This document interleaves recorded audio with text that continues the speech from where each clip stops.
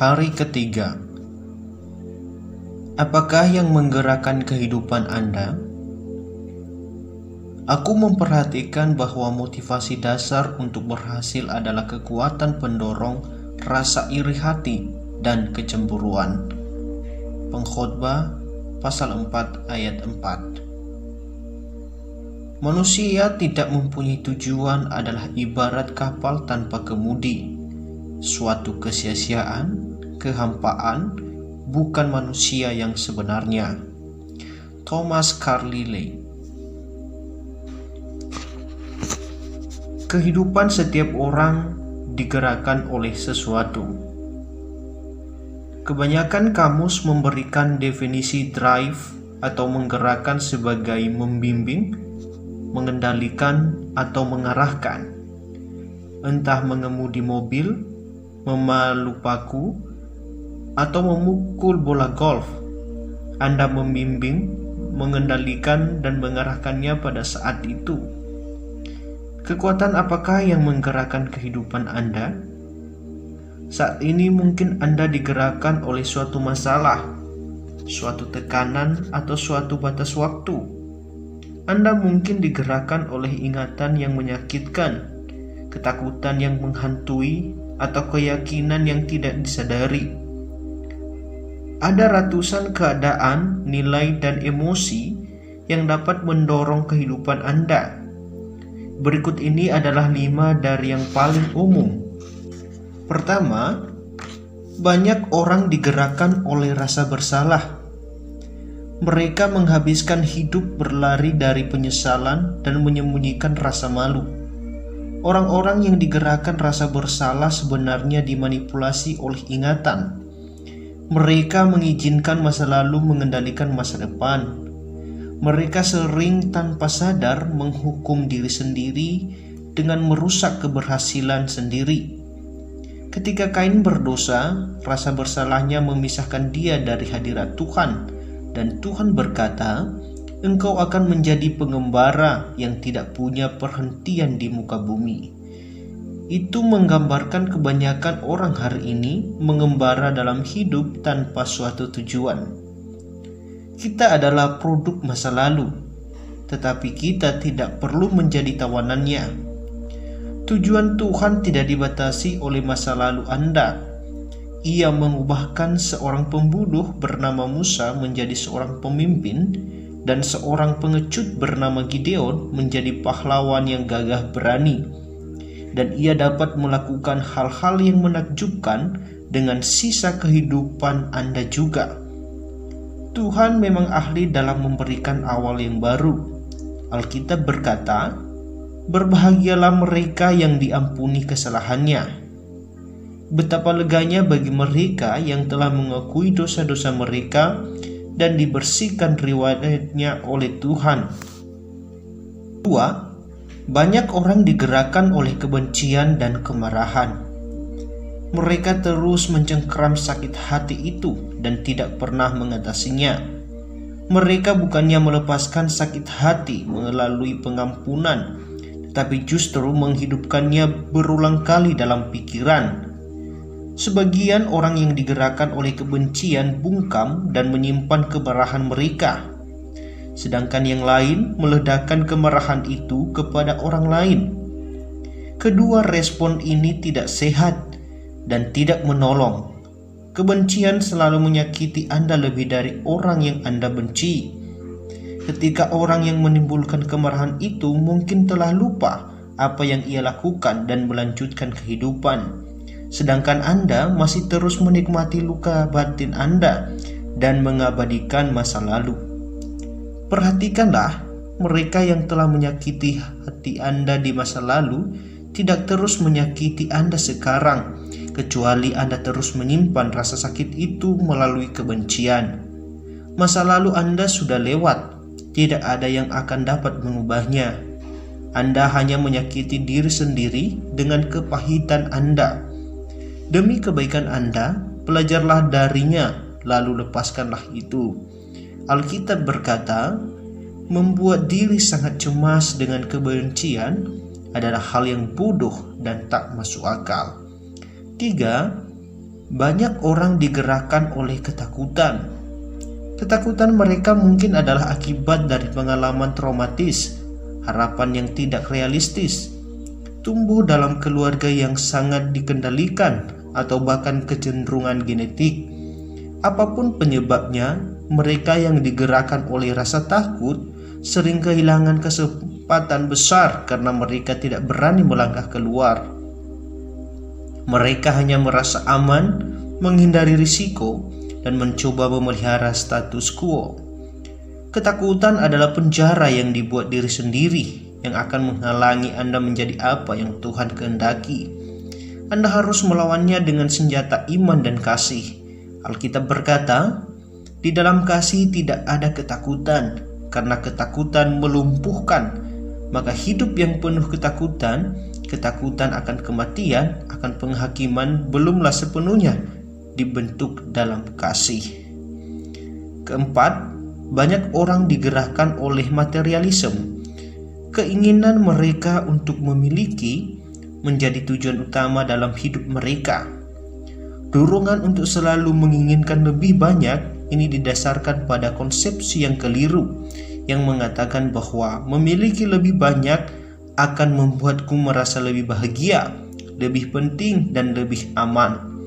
Tetapi ketiga hal tersebut tidak benar.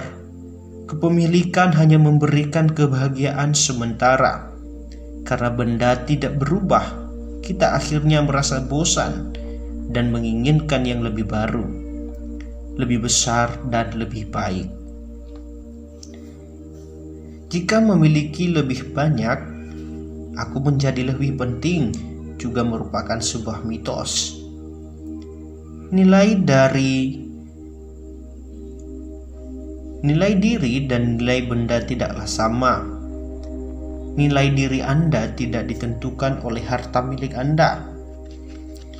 Dan Tuhan berkata bahwa hal-hal yang paling berharga dalam hidup bukanlah harta. Mitos paling umum tentang uang adalah memiliki lebih banyak akan membuatku lebih aman. Itu tidak benar.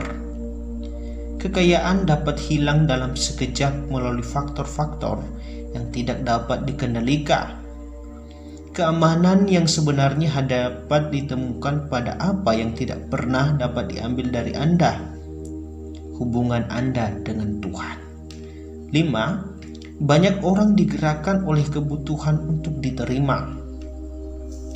Mereka membiarkan harapan orang tua atau pasangan hidup, atau anak-anak, atau guru, atau teman mengendalikan kehidupan mereka. Banyak orang dewasa masih mencoba mendapatkan pengakuan dari orang tua yang sulit disenangkan. Sebagian orang lainnya didorong oleh tekanan teman sebaya, selalu mengkhawatirkan pendapat orang lain. Sayangnya, mereka yang mengikuti arus biasanya hanyut di dalamnya. Saya tidak mengetahui semua kunci yang diperlukan untuk sukses, tetapi satu kunci untuk gagal adalah mencoba menyenangkan semua orang. Dikendalikan oleh pendapat orang lain adalah jalan yang pasti menuju kehilangan tujuan Tuhan untuk kehidupan Anda. Yesus berkata, tidak seorang pun dapat melayani dua tuan.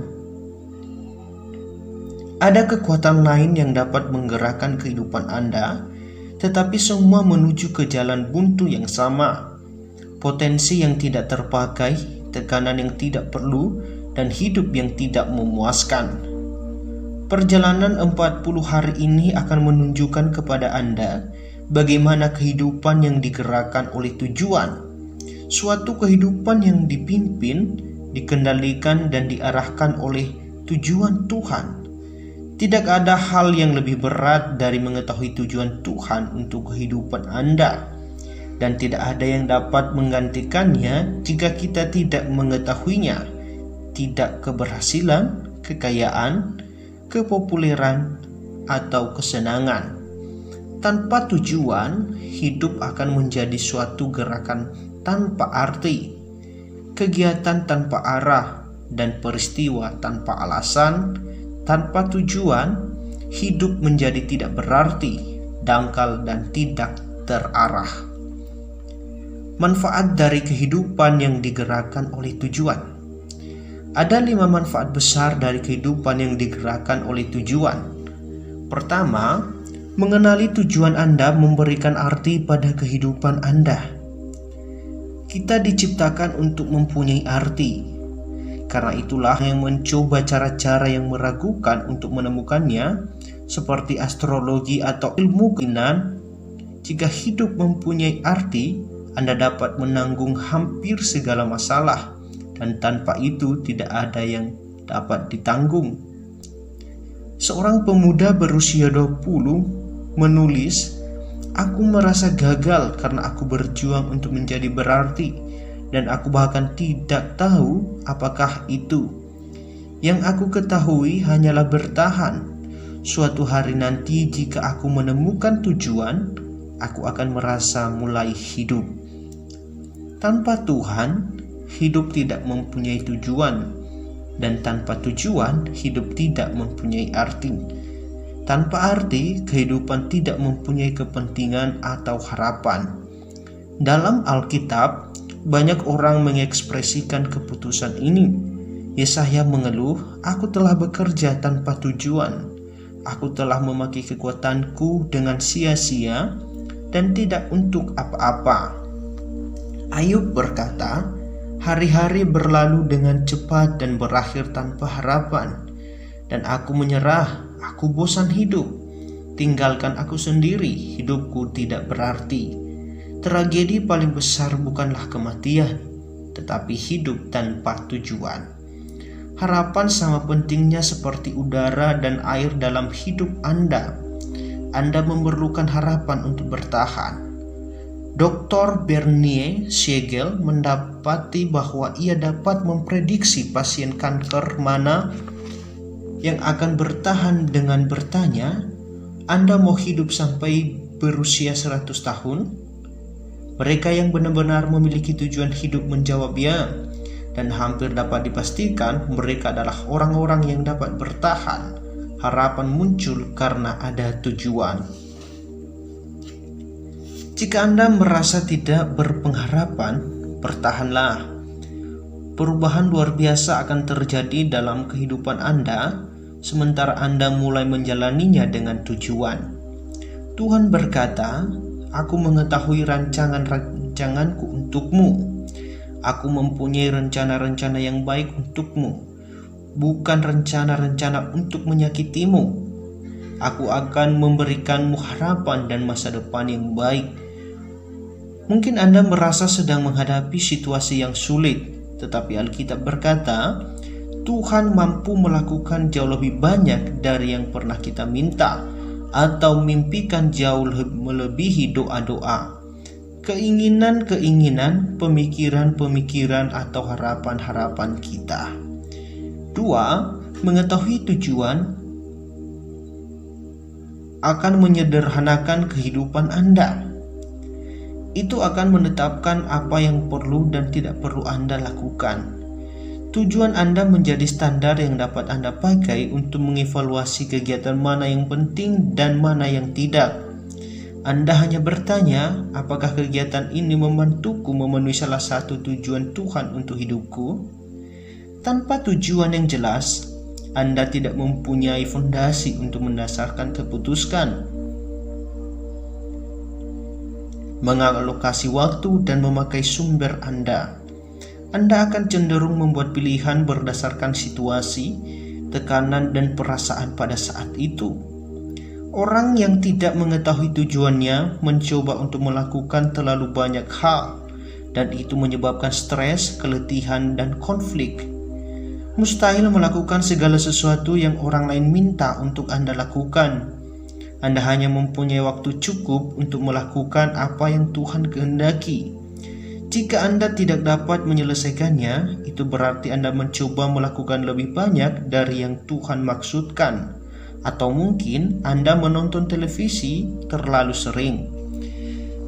Kehidupan yang digerakkan oleh tujuan membawa kita pada suatu gaya hidup yang lebih sederhana dan jadwal waktu yang lebih masuk akal.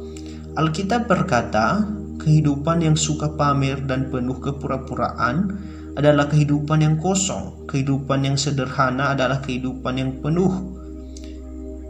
Kehidupan seperti itu juga akan memberikan damai sejahtera.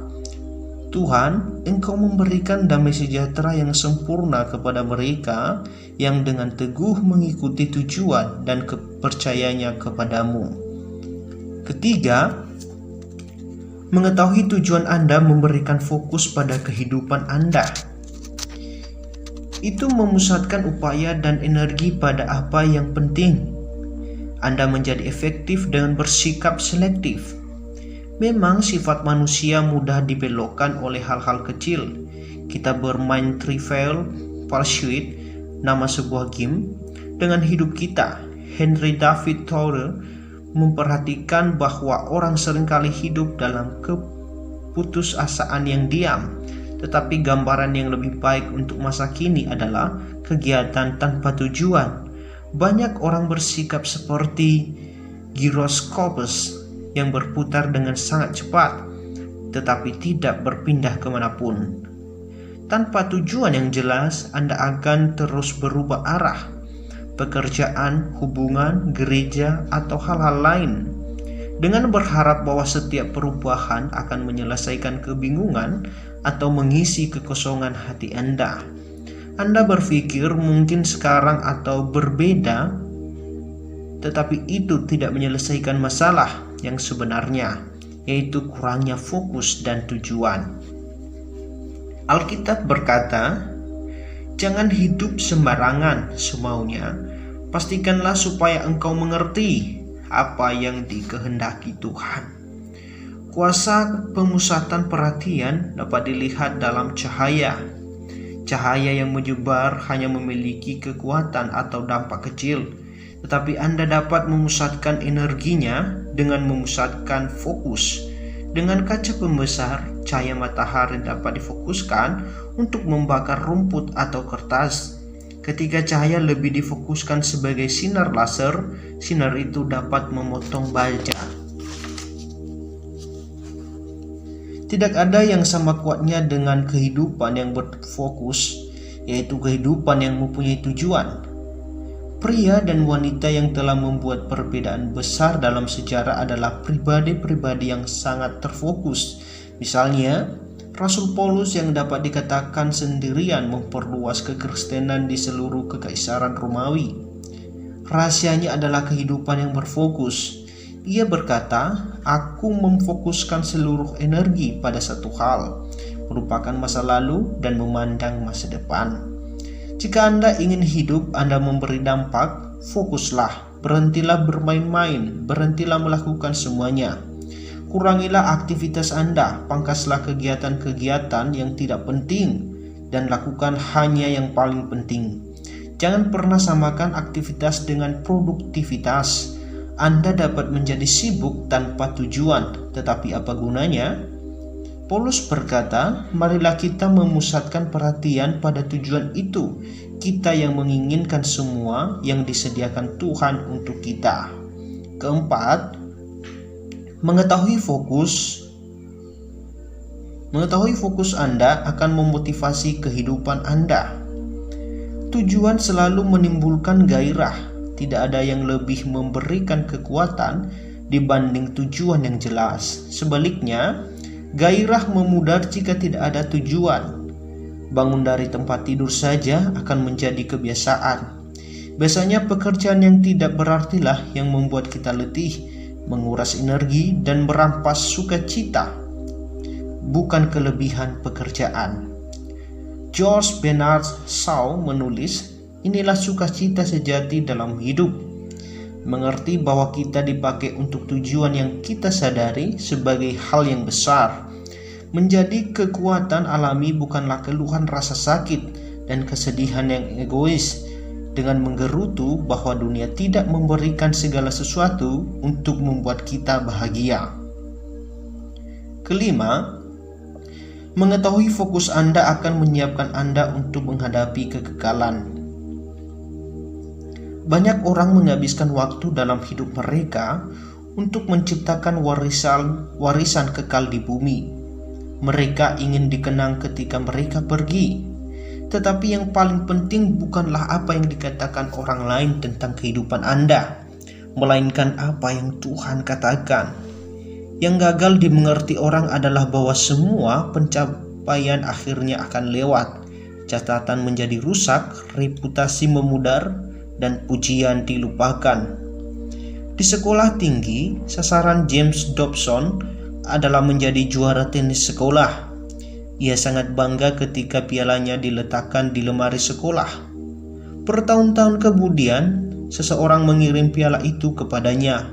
Mereka menemukannya di tempat sampah ketika sekolah itu direnovasi. Jim berkata, "Pada saatnya semua pialamu akan dibuang orang lain." Hidup untuk menciptakan warisan duniawi adalah tujuan yang dangkal. Penggunaan waktu yang lebih bijaksana adalah membangun suatu warisan kekal. Keberadaan Anda di bumi bukanlah untuk dikenang.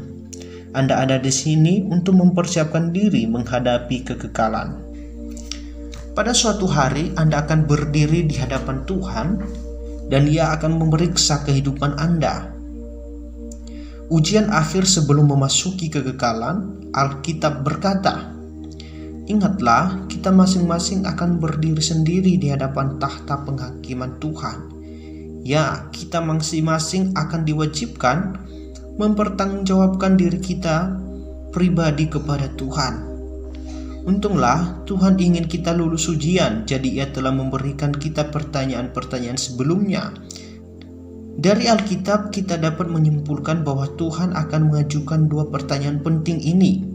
Pertama, apakah yang engkau lakukan terhadap anakku Yesus Kristus? Tuhan tidak akan menanyakan latar belakang agama atau pandangan doktrinal Anda. Satu-satunya hal yang penting adalah apakah Anda menerima apa yang dilakukan Yesus untuk Anda, serta belajar untuk mengasihi dan percaya kepadanya. Yesus berkata, "Akulah jalan dan kebenaran dan hidup. Tidak ada seorang pun yang datang dari Bapa kalau tidak melalui aku." Kedua, apakah yang engkau lakukan atas pemberianku? Apa yang Anda lakukan dengan kehidupan Anda? Semua karunia, talenta, kesempatan, energi, hubungan, dan sumber daya yang diberikan Tuhan kepada Anda. Apakah Anda memakainya untuk kepentingan sendiri, ataukah untuk tujuan yang Tuhan berikan kepada Anda? Mempersiapkan Anda untuk menghadapi dua pertanyaan ini adalah tujuan dari buku ini. Pertanyaan pertama akan menentukan di mana Anda akan mengalami kekekalan.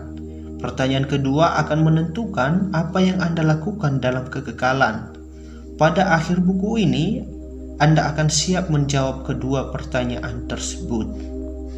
Hari ketiga, merenungkan tujuanku. Pokok renungan, hidup dengan tujuan adalah jalan menuju damai sejahtera. Ayat hafalan, yang hatinya teguh kau jagai dengan damai sejahtera, sebab kepadamulah ia percaya. Yesaya 26 ayat 3. Pertanyaan untuk direnungkan. Menurut keluarga dan teman-temanku, apakah kekuatan penggerak hidupku? Apakah yang aku inginkan menjadi kekuatan penggerak hidupku?